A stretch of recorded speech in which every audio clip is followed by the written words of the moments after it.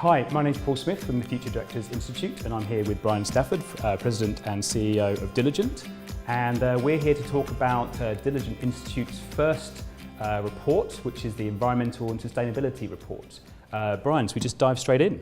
Sounds good. Thank you, Paul. So you guys have defined ESG in your own unique way. Can you let me know sort of like how you've defined it and why? Yeah, so we've defined ESG for the purpose of our report, ESG, environmental, social, governance, and mostly on the environmental and social and sustainability is the way we've defined it, and asked questions of our board members, the board members who use our applications accordingly. And is there any reason why you focused on environmental stuff in particular, rather than sort of social side of things? It's a deep topic. You could get into kind of any one of those. We were interested in the environmental aspect and sustainability, and how boards were thinking about sustainability and prioritizing it, the importance, asking why they actually care about it, or do they care about it, and at what level. Yeah. And that was kind of the focus of this inaugural report. And in terms of the coverage of the report, sort of what was the coverage geographically, and sort of the types of boards that are answering the question? So Diligent is offers applications for board members, helps companies do better governance. And we work with about 15,000 leading organizations around the globe. Our applications are used by about 600,000 board members from around the globe. More than half of our users, more than half of our team actually, is outside of the US. It's a pretty broad base of organizations, and a mix of public, private, government accordingly. So you get a very, very broad mix, and what we think is a very fair sample size for the report. Diving into the report's finding itself, almost half of respondents hadn't even looked at policies and procedures around ESG. Why do you think that is? I think it's a bit of a new category for most organizations. It isn't, and the way organizations define environment and sustainability, it isn't the same across every single organization. Some regions have differences, but also companies have differences based upon the industry that you're in.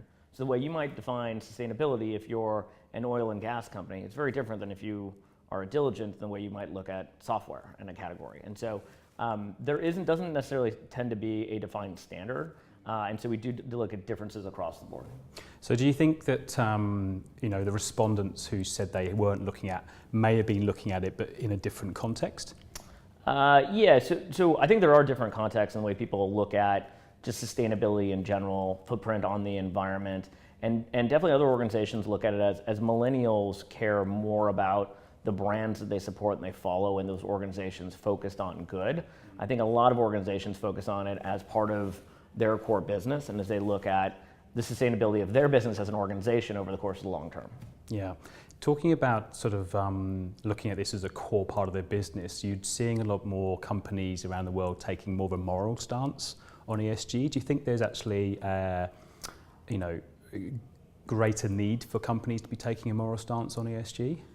I don't know specifically with respect to a moral stance, but one of the most interesting findings from the report was that about 40% of directors said the reason that they actually focus on sustainability is for societal good, which was a little bit surprising to us going in. We expected more of the focus to be in responding to investors' needs, et cetera. When you look at Larry Fink from BlackRock coming out with the Larry letter and talking about how they demanded that the companies that they invest in to actually do more from a greater good for the organizations and communities they're in than necessarily might fit in the mission of just delivering profits. So that's where we thought we'd see more of a push or more of a response from board members. What surprised us was 40% said, a board member said, we focus on it, we care about it just for broader societal good. And that actually gave me more confidence. It's a more optimistic view of the world that says actually the individuals who sit in boardrooms actually think about, which shouldn't surprise us at the core, but actually think about how do they actually focus on societal good over the course of the longer term. Because the motivator for investor pressure was only 9% in the report, which was correct. Again 1 in 11 people.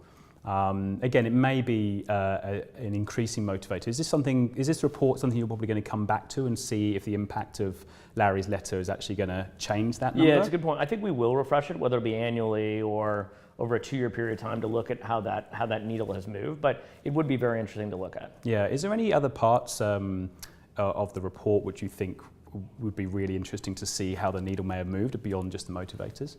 How often the subject is discussed within the boardroom. Yeah. And so we saw something that organization said they would expect in the future, that it's something that they would talk about on a quarterly basis or in each board meeting. And so it'll be interesting to see if that in fact does happen. Yeah. And I noticed, as you said, the boards are expecting to talk about these issues a lot more in the future. Of all the different stakeholders that boards are sort of engaged with and reporting to, regulators, customers, shareholders, etc., which ones do you think are going to have the biggest impact on them going forward? I think it'll probably be a little bit of each. Let me kind of hit on each one. I think you will see more of a push from regulators. I don't think we live in an environment where the level of regulation is going down or anyone expects it to go down. So I think it will continue to be an issue. I think we are seeing an increase in it from shareholders. So I think it will be a continued drumbeat from investors focusing on our organizations doing and focusing on the right things that create more sustainability for kind of the environment or the places that we live and work in. So I think that'll continue. But I actually think more of the interesting one, which I touched on earlier, will actually come from from the client base. And so whether there's a new focus, and even just given the rise of the sheer number of millennials from a demographic, from a customer perspective, I think as customers demand much more, the brands that they support being authentic and authentic to their values, I think you're going to see more organizations move towards more sustainability or more focus on sustainability as a way to show their customers, their potential customers, that they uphold the same values as the customers do. And so in that way, that was one more, whether you believe the pressure from regulators or the pressure from investors to be a little bit of the stick.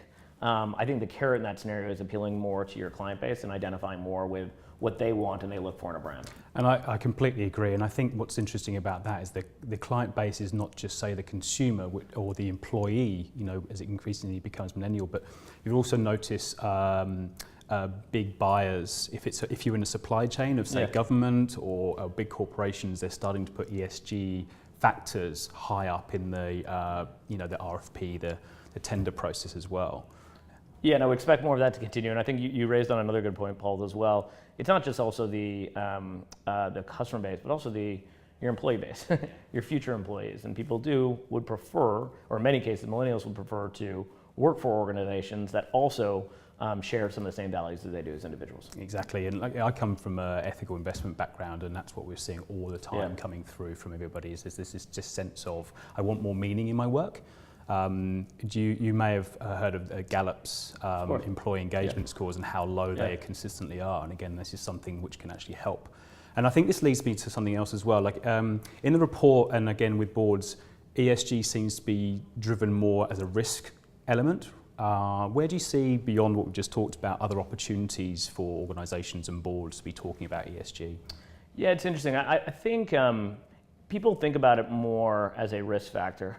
I think as new issues come into the board, they are typically identified as risks and then eventually find what the right place for the organization to settle. Let me go back to the point around risk, but it's kind of the way I think many organizations do think about sustainability and the way more organizations will. I mean, the reality is there's a perspective that says boards have to trade off between profit and doing good or sustainability. And I think the reality is, I think that's way more oversimplified. I think the reality is most boards actually are constantly having a question that says, do we invest more now for the future? And whether that comes in digital transformation or R&D or whatever else it ends up being. And shareholders look to the board and management to say, are you making the right investments today for the future? Because it's a mix of, if we're only focused on quarterly profit today, we're never going to make the right investments to make sure that we're an ongoing organization 5, 10, 20 years from now. And I think the same thing around sustainability, where is it a risk, or should you be making the right investments that create the right environment for you as a business to succeed over the 5, 10, 20-year period of time?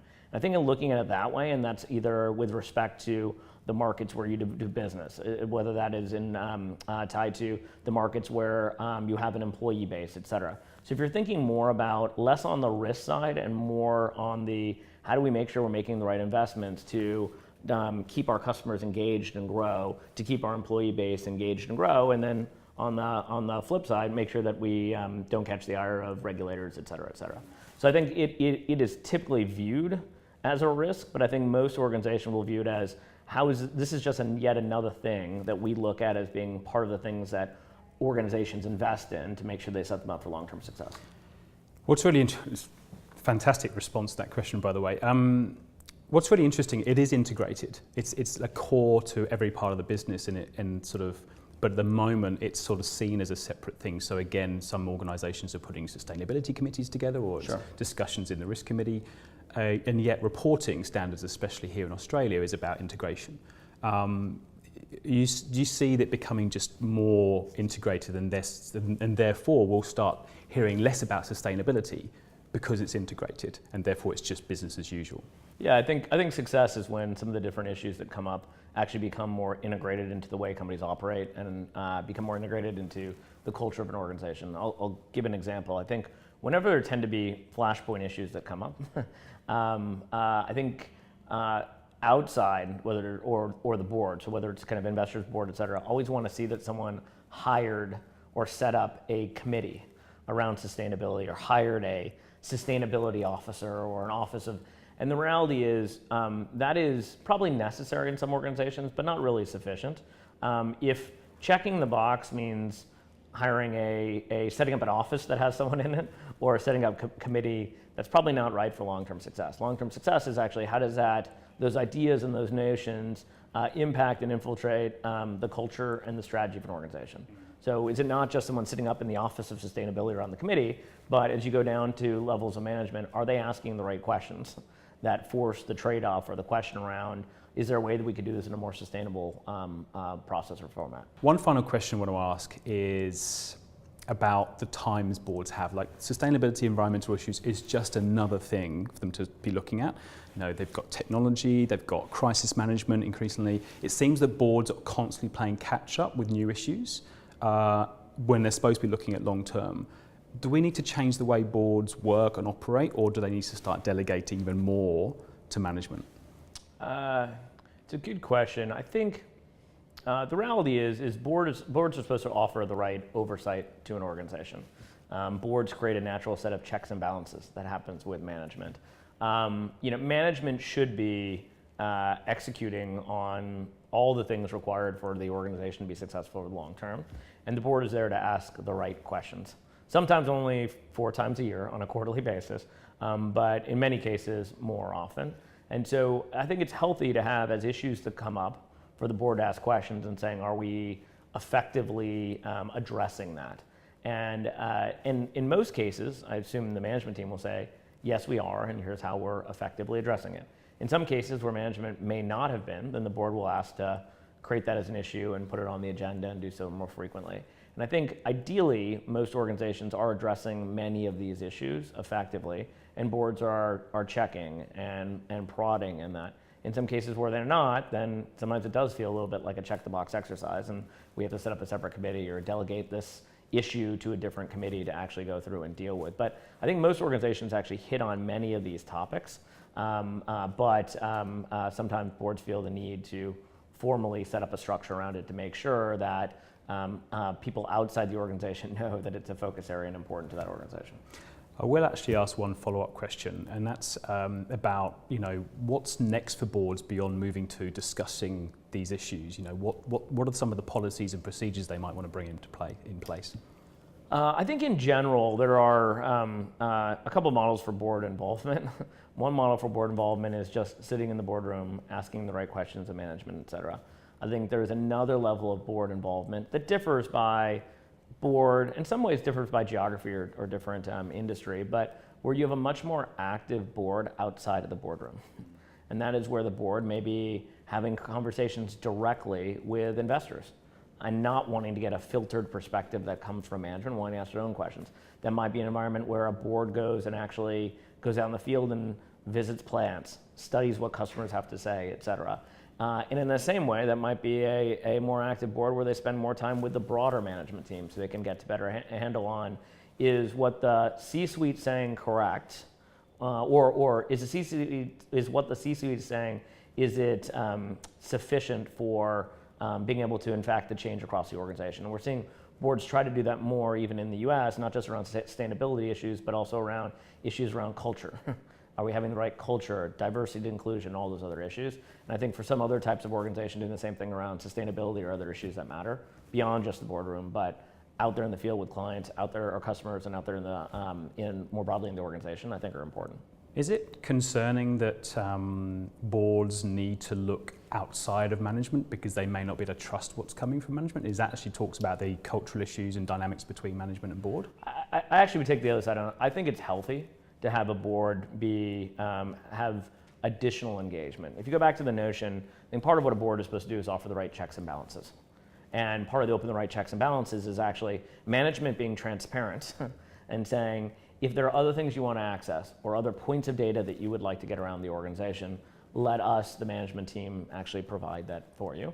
In some ways, in some cases, the board might say, let's go and figure out and go ask a few more questions, go out in the field, talk to investors accordingly. So I think you have to find the right trust that exists with the management team saying, feel free to go out and reach out to our larger shareholders and have that conversation on your own. If there's some additional color they're willing to share with you because they don't want to, because the investor doesn't want to upset management, we might learn some more.